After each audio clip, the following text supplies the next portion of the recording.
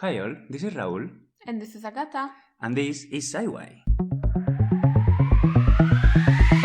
Welcome to the 10th episode of Sci-why, where we are going to talk about 8 scientists who became their own guinea pigs. Meaning that they had some crazy ideas for some experiments, but they couldn't find any volunteers to help them. So they thought, hey, I can do that. In a very similar way, like when you try your own cooking. You like to cook, Agato? Yes, I like to cook. However, I do believe that the chances of me dying because of eating my own food are rather small, if any. Well, the thing is that when you try your own food, can be like, ugh. Well, in the worst case, you will get a diarrhea, okay? Yeah, that's the worst case, it can be a bit too disgusting. But talking about disgusting, some of these experiments are quite disgusting. So, if you have like a light stomach, then I recommend to, maybe not eat heavy stuff before listening to this episode. Or if you have very, very wild imagination, maybe apply the same. Skip it, just go 15 seconds, and maybe you will survive. Okay, the thing is that of all these experiments is that they were performed by, well, let's say crazy scientists. You know how much we like crazy scientists in Sci-why. But some of the experiments were also by accident. So we have a little bit of everything, okay? Were they're like dangerous? Some were dangerous, yes. Some were dangerous. But since this is, of course, as I say always, a comedy podcast, we try to, see the funny side of it. Luckily, no one died from many of these experiments, even though some of them had their life at risk. But no one died, so you can have a laugh from this. Okay, let's go then. Okay. The first one is called Stubbins Firth. That's his name, or that's like the name of the experiment? No, that is the name of the scientist who, you will probably agree, that sounds like a character from Harry Potter. Okay? Yeah, or Firth, anything except reality. Firth is written with 2 F, okay? It's like F-F-I-R-T-H. Firth, okay? Okay, so let me tell you. Firth, he was a doctor, and he was working with yellow fever patients. Like, is this disease still around? Yes, it's still around. I don't think I've ever heard of it. It's transmitted by the blood. Okay. Which is something that Firth didn't know. Okay, so he thought that the disease was not contagious. So in the early 19th century, I'm talking 1800s, more or less, he wanted to prove that the yellow fever was not contagious because the patients of yellow fever had a huge stigma over them. Okay, so he thought that by proving that it's not contagious, people will feel, less disgusted by it, so they will have more support to treat them in the hospital. That's nice of him. Very nice of him. But the experiment that he conducted was fucking disgusting, because he started by putting fresh vomit from a patient with yellow fever into cuts that he made in his arm. What? Okay, so he cut his skin and then poured vomit on the cut. Okay, that's disgusting. And the problem with yellow fever. Skip. I want to go forward. The problem with yellow fever is that the vomit is black because it has a lot of blood inside. Okay, but he didn't get yellow fever from that. Well, good for him. Yeah, and then he got encouraged by it. So he decided to put the vomit in all of the places. He started to pour vomit into his eyes. Really? Yes. And what's with him and the vomit? At least, I don't know, make them lick your eye or something. He put vomit in his eyes and didn't get yellow fever. Maybe people had like different approach to vomiting back in the day. And then he thought, so if vomit does not bring yellow fever with it, maybe other fluids will not either. So then he tried with blood, spit, sweat, and urine. And he even designed, built, and tested what he called a vomit sauna. Okay? Where all this vomit was put, imagine like a sauna, like the Finnish sauna, but instead of pouring water over the coal, I'm sorry. You are pouring vomit from yellow fever patients. How many patients had to donate their vomit to him? Because, wow. Yellow fever causes naturally vomit, so it's not like you have to produce it, okay? So then he was, sitting in this chamber covered with vapor of vomit, which caused him a great headache, according to him, but left him in normal health. So no problem with that.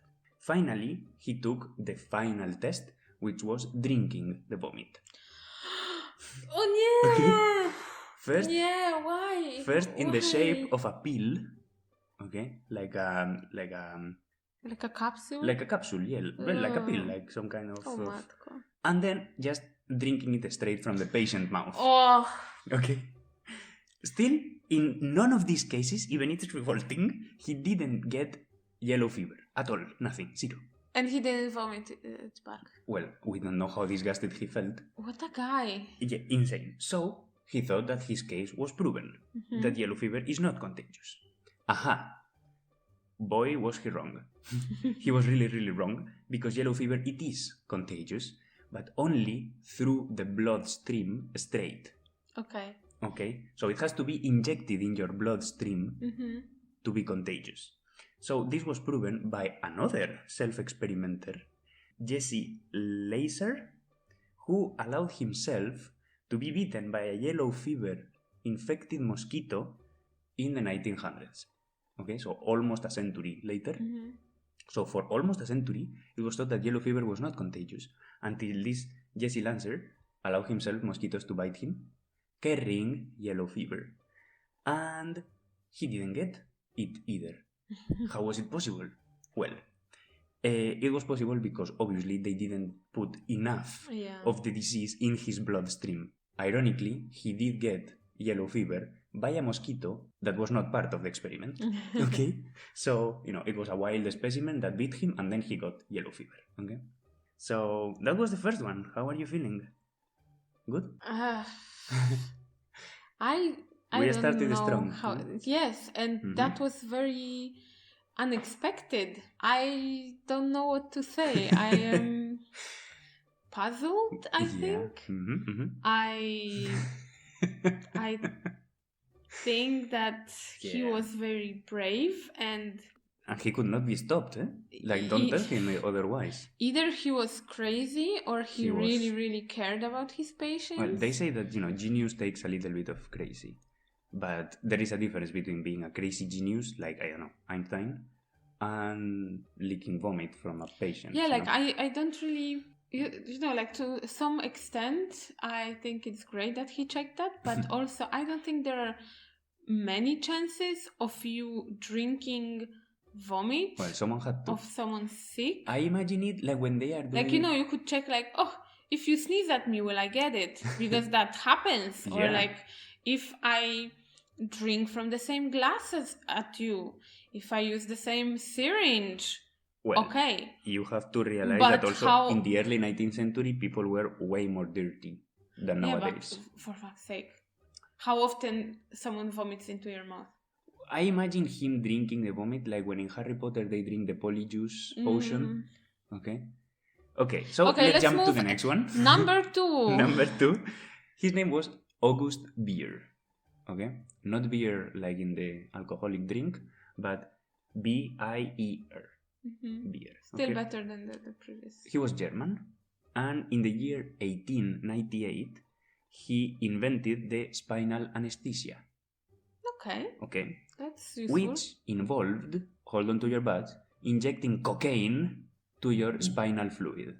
Okay? Straight into the cerebrospinal fluid. He would inject cocaine for anesthetic purposes. Okay? So as you don't feel pain. This is important because it started treating pain as part of the medical procedure rather than a secondary thing that should not really be taken care into consideration because this far, the anesthesia was... getting hit on the head. Getting shit-faced with alcohol, or biting a piece of wood. Okay? Yeah, like no one cared. Like, well, you're having a procedure, obviously it's going to hurt. Obviously. At some point you will pass out, don't worry. By the way, like, I don't know if we appreciate enough the times that we live in. Oh, I do appreciate them very much. Because knowing what all scientists were doing, and really, let me tell you, I have a shit ton of episodes for Sci-why with what the crazy scientists were doing.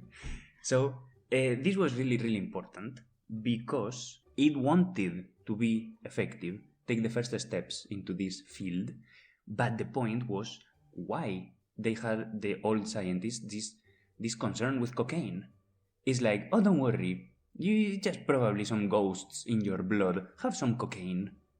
I think cocaine was like a cure for everything. Because probably like people whatever, after they like took it in, they magically felt better. Yeah, no sure. pain, the muscles. No pain, so all strong. gain. Mm-hmm. You just go out and you're like, whoa! Yeah, good that they didn't know about crystal meth. Okay, so to find out, Pierre tried to give himself this anesthesia, but it didn't really quite go as he planned because of his assistant, Augustus Hildebrand. Okay? Oh. So, Hildebrand, the assistant of Pierre, was supposed to inject the cocaine, but due to a mix in the equipment, probably he took a syringe that was too big, Pierre was left with a hole in his neck, in the back of his neck, from which the cerebrospinal fluid started to flow, started to drip. Wow. Okay? And cerebrospinal fluid can be infected really quickly. We don't want that. We don't want that, of course. It is bad. For you to know, the parts of your body that never ever should have any bacteria at all are your blood, your urine, and your cerebrospinal fluid. Okay? Any other part of your body can have bacteria, and it's good that they do. For example, the surface of your eyes, they have bacteria. Yeah. Or the famous colon with all this intestinal flora, that is good. But those three parts should never have bacteria. If you have them, it is bad for you. It's really, really bad. So, instead of just quitting the experiment, they were like, let's switch places. I inject you, you inject me, okay? Yeah, sure. So, once... You know how it goes with science. So, once they decided this, Hildebrand was anesthetized by Pierre, okay? Was injecting him cocaine in his neck, which, well, okay. And then Pierre stabbed him, hit him with a hammer, burned him with fire, burned him his skin, pulled out his pubic hair, and squashed his testicles. Like, you know? With his hand? Yes, just like that, with squeezing them, okay? All the most painful shit that he could imagine without causing serious damage, okay? Well, I think that stabbing is quite serious. Once the cocaine worn off, they considered it a success. So what did they do? They got wasted. Obviously. They went to what they call a boozy dinner, which is basically dinner with insane amounts of alcohol, even though he had these terrible serious injuries. And still they were like, party. Okay? Yeah, I mean, like, just because it didn't hurt you at the time, it doesn't mean that there is no damage. So, yeah. However, in the next days, both were in terrible pain. Okay, and they were suffering from this very much. And Pierre... But of this or of hangover? Well, for sure the hangover didn't help. Okay. So that's why Pierre laid in bed and he was just recovering, taking it easy, while his assistant was still going to work. Okay? He was like, don't worry. That's what happens when you're an assistant. I will just get a free day. walk it off, okay? But they were both sick for the next days. They were not feeling really well. And even though at first the assistant considered this experiment a success too, he later started to say that Pierre was doing terrible experiments and he really, really rejected the methods of Pierre. And it's because of the testicles. He denied the use of cerebrospinal anesthesia with cocaine as a medical procedure, and he said that this cannot be, and he became one of the most fierce critics of Pierre. Yay, let's go to the third. Now we are going to the third one, which is a fella that you're familiar with, Pierre Curie, for being mostly husband of Maria Skłodowska-Curie. Okay. The hubby. And the hubby, of course, he was ugly.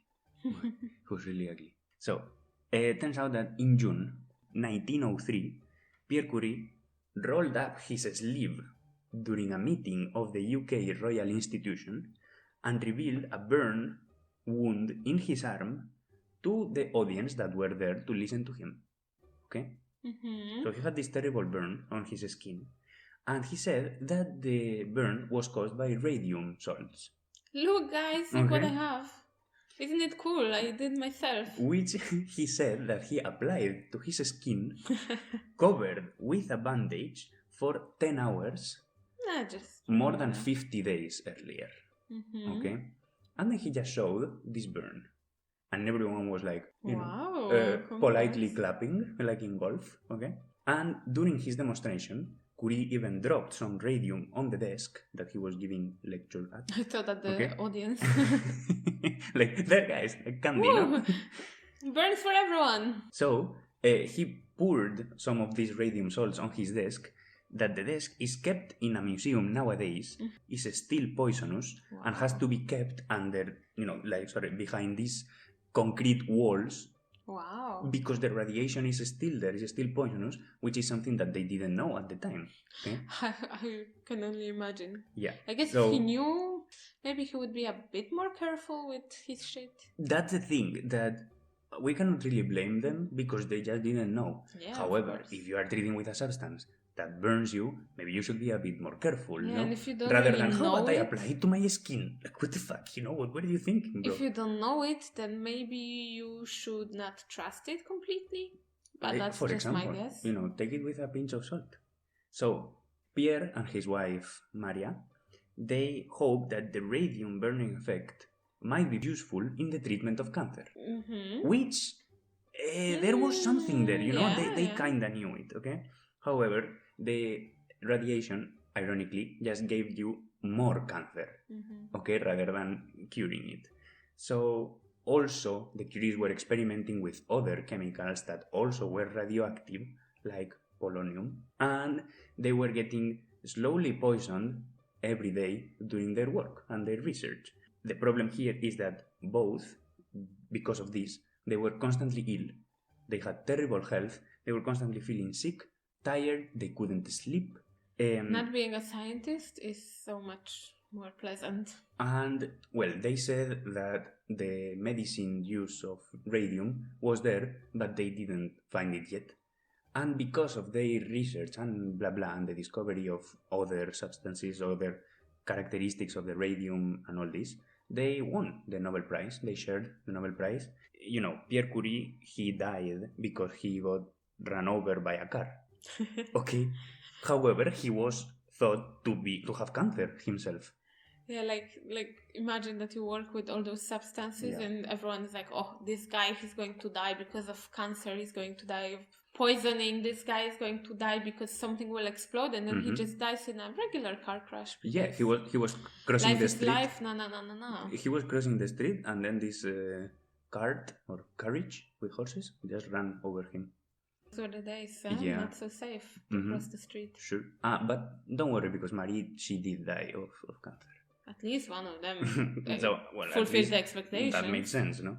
Plot twist. I didn't die of cancer. I died because something else totally not related. Not that we're happy because... Yeah, of course. But, we are. We are not surprised. Now, let's jump to the next one. Okay. Number 4, which is known by the pretty name of JBS Haldane, which to me sounds like a modern rapper. It sounds like J Balvin somehow. I'm sorry. Again, how is it? JBS Haldane. He was like telling people to call him JBS. Really? Sure. JBS or Dr. Haldane. DJ Dumba. I mean, whatever you say. JBS, isn't it like a brand of loudspeakers? Or this music electronics? JBL? Almost. So close. Well, he was working on different research, mostly in mathematics. So you're like, what can go wrong? I mean, he just make calculations. He was working in maths. What is going to do? Like, spill an equation? It makes no sense. So pen, and you go. He wanted to continue. Oh, excuse me. Is it that he just hurt his wrist while writing so much, and then... The thing is that he was taking care of my wild guess? Your wild guess was totally wild. Like, who would have thought of a wild guess? And very off. So he was continuing his work based on what his dad had done before. Okay, so he was taking care of this mathematical part of what his dad was researching. Okay, and turns out that his dad, John Scott Haldane, he was working for the Navy to develop technology for the diving equipment of the US Navy in the 20th century. Okay, so while Haldane, the father, he was only doing theoretical research and letting others do the experimental part. Which probably should have been done like that. His son was like, no, impossible. No, father, you are mistaken. I'm not going to let professionals do the dangerous part. Why would you? So he was himself testing the equipment, which meant that he repeatedly put himself in a decompression chamber to test the physiological effect of different gases. Okay? As you know, a decompression chamber, like the name may suggest, it removes pressure. And you know that your body has internal pressure also. So when you decompress, you are, for example, risking to explode your organs. Okay, they can rip apart. What about your lungs? Okay? Your blood can boil because of the wrong pressure. Really? Ruining your blood vessels, and then you will just bleed out. Okay. Oh, yeah, it is Sounds insane. Fun. Yeah, and he was like a horror story. I will do it. Who's gonna stop me? Okay, so he was motivated for the welfare of the sailors. He thought like, no, have to help them. Okay, so nice of him. Yeah, he stand insane amounts of nitrogen exposure, which led to nitrogen narcosis, which is a disease that you can get for having too high levels of nitrogen in your body. Okay? That will displace all the other gases in your body, like for example oxygen. So you are lacking oxygen. Okay? He was experiencing huge seizures as a result of oxygen poisoning and even crushed vertebrae. So you're basically ruining your back. Yeah, and that he gives you huge headache, like horrible. Okay? He also suffered from burst eardrums because of the pressure. His eardrums were like bang, like a balloon. For sure that led to some infection. Yeah, but he took that with such philosophy. He even said, and I quote, "The drums I don't care about because they generally heal up. However, if a hole remains in it, although you will be somewhat deaf, you can also blow tobacco smoke through the ear in question, which is a social accomplishment." Wow. He said those words. What the fuck? Wow. So he just turned it into being cool. And probably he was like, yeah, I'm deaf, but at least I don't have to listen to my wife nagging me that I'm spending too much time at work. # boomer humor. Yeah, and it's such a way to, disregard a horrible topic just with a joke, because you cannot blow smoke through your ears. Like, what are you, a teapot? The next one, which is the fifth, his name was Nathaniel Kleitman. Okay. So no jokes here. No, there's nothing to say. He was a researcher in sleep deprivation and the sleep patterns, and in the year 1938 he took his research team and he said, "Come on guys, come with me," and they went to Mammoth Cave in Kentucky. Okay, sure. So this part, out of all the place, everyone was like, "Oh well, some hiking research or expedition or whatever, cool." But what he had in mind was to find out if your body could adapt to a 28 hours day. So thinking like, what if the day instead of 24 hours had 28 hours? How would that make a difference in your sleep pattern? And then he thought, how about I put myself in a condition where I cannot tell that is day or night, not even through the temperature, because at night is colder and during the day it is warmer, so he would know. So he had to be in a perfectly isolated environment, completely dark, and with constant temperature. Hence, Mammoth Cave. Okay? The cave. So he put himself inside this cave. Man cave. Jesus, literal man cave, okay? So this cave that he put himself in was perfect environment because it was dark and had constant temperature. So there was no way to know it was day or night, okay? There was also another problem that he didn't count on, that was rats. that there were plenty. Okay, so then he was like, oh well, with, being such a stoic scientist, he was like, be friends with them. Push them a little, and that's it, okay? So, he was there for 1 month. Oh. Okay. Inside the cave. He had supplies, light, water, everything, and he was there for 1 month. That he didn't know, after some time, that it was 1 month. He thought it was less. He lost the count. He lost count of the days because he couldn't count them.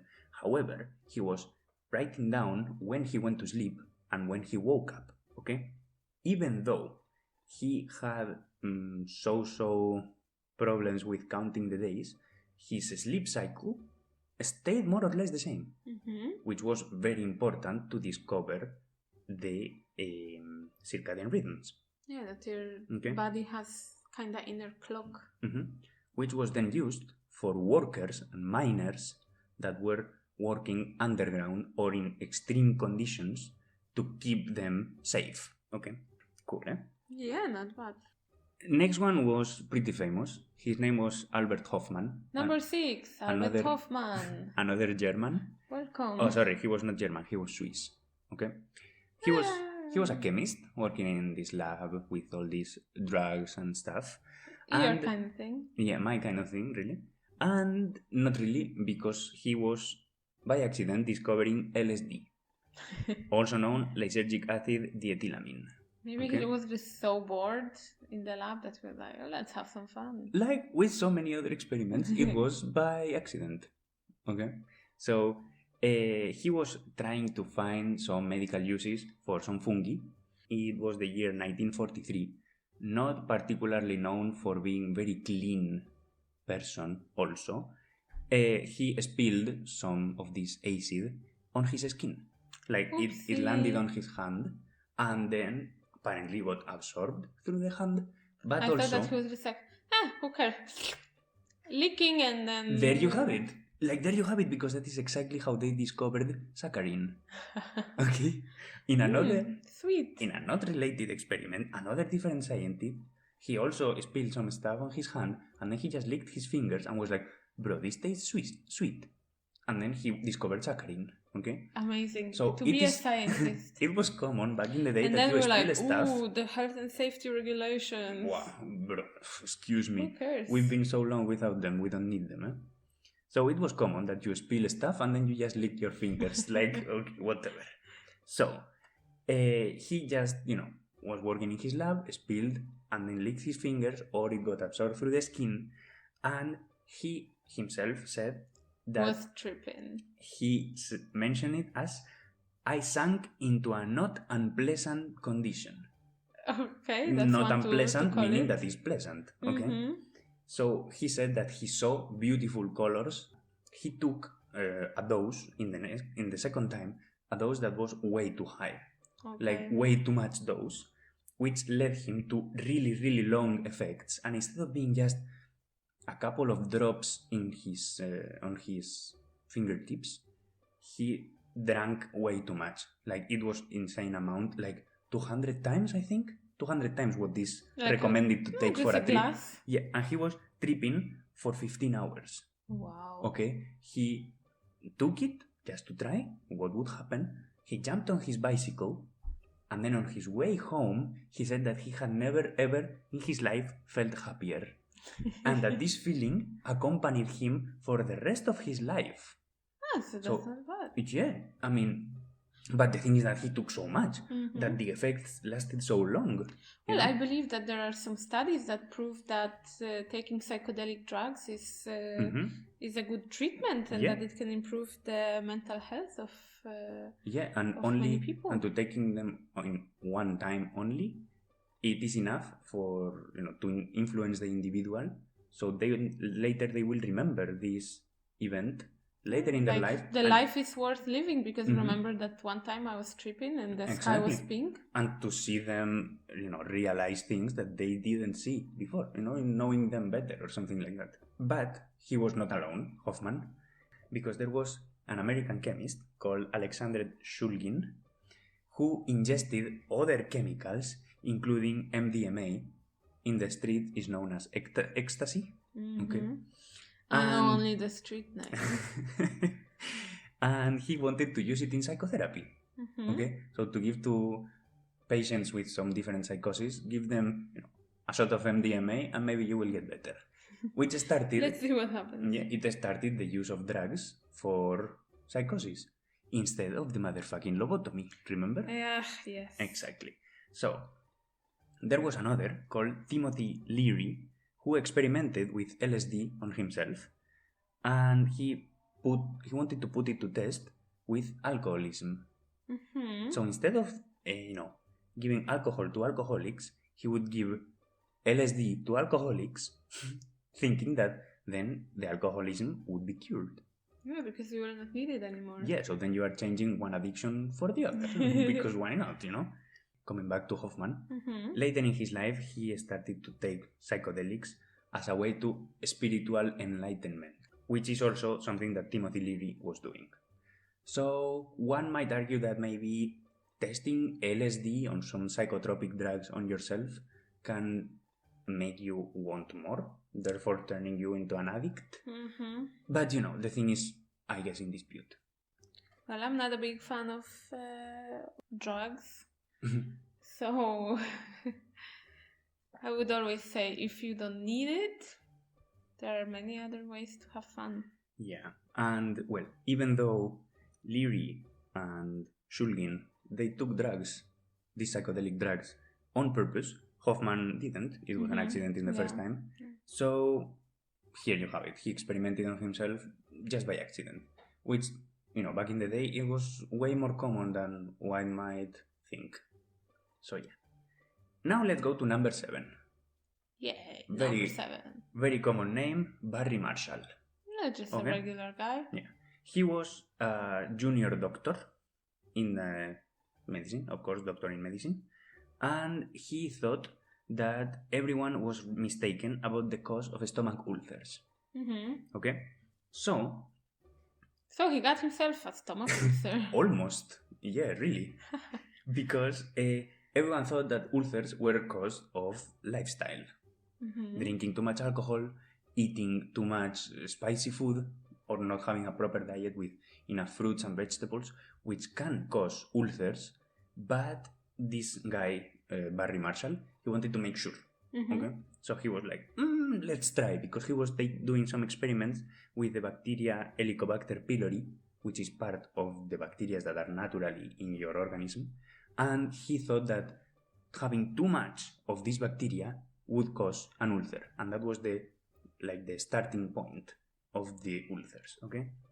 So to prove it, he needed to put this bacteria in an insane amount in a volunteer. And then he was like, who is around that is aware enough of the risks to consent?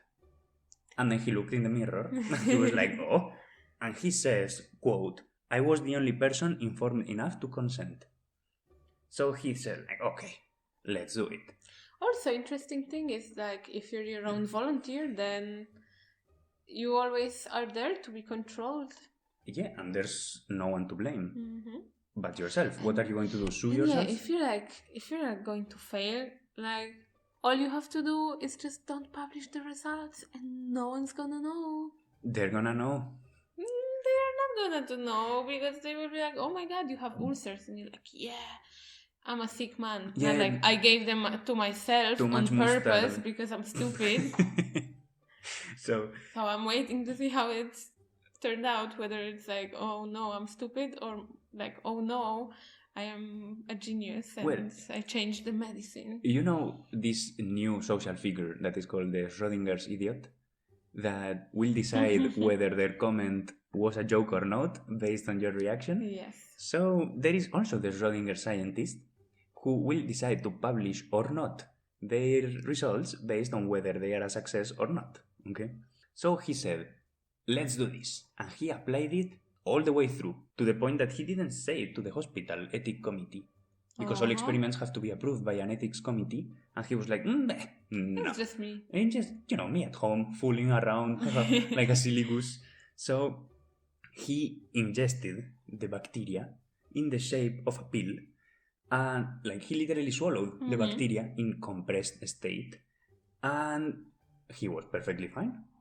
So he thought, fuck, I did this disgusting thing, because also Helicobacter pylori is not known for being flavorful or pleasant, okay? They smell it's like better shit. than vomit.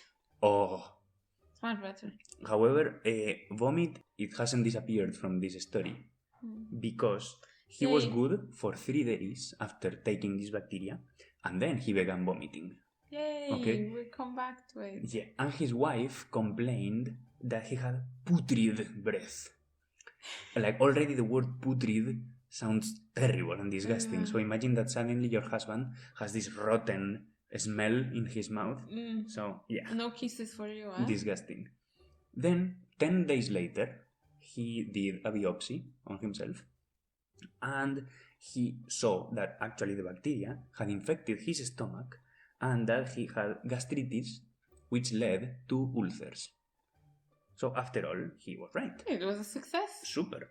However, it still took another 8 years for his theory to be accepted, and in the year 2005, they won the Nobel Prize for Physiology or Medicine. Really? Yes. Wow, that's kind of recent. Yeah, very recent. Fun fact, Barry Marshall, in 1972, he was a state champion of yo-yo. An overall talent. Yeah, like you see this doctor. And I have seen the videos of him playing the yo-yo, and he was really good. Like, insanely good for a doctor. Like, who would have thought? So, yeah, in his free time, practicing yo-yo. And then we will go to the, finally, last part of this amazing top, David Pichard. It is known for researchers to be their own guinea pigs, as we have seen already, but very few dared to cross the last frontier, which is researching with parasites. The problem with parasites is that they will not listen to you. Yeah, and they are quite detrimental for your health. And it's not really something that you know how to control if you are researching with them, because otherwise you wouldn't. Okay? Probably now we know quite a lot of that. Yeah, and this one was also pretty recent. In 2004... Oh, that's really recent. Yeah. He allowed 50 hookworm larvae to eat his skin. Ooh. Okay? I'm not loving it. Hookworms are able to modify your body's immune response so that the immune system of your body will be fucked up, causing different diseases because it cannot repel the attack of these parasites, causing diseases like asthma or Crohn's disease, which are both pretty terrible in very developed stages. The thing here is that these disorders are really rare in places where hookworm infestation are common. Okay. So how is that possible? Yeah. Are hookworms bad for these diseases?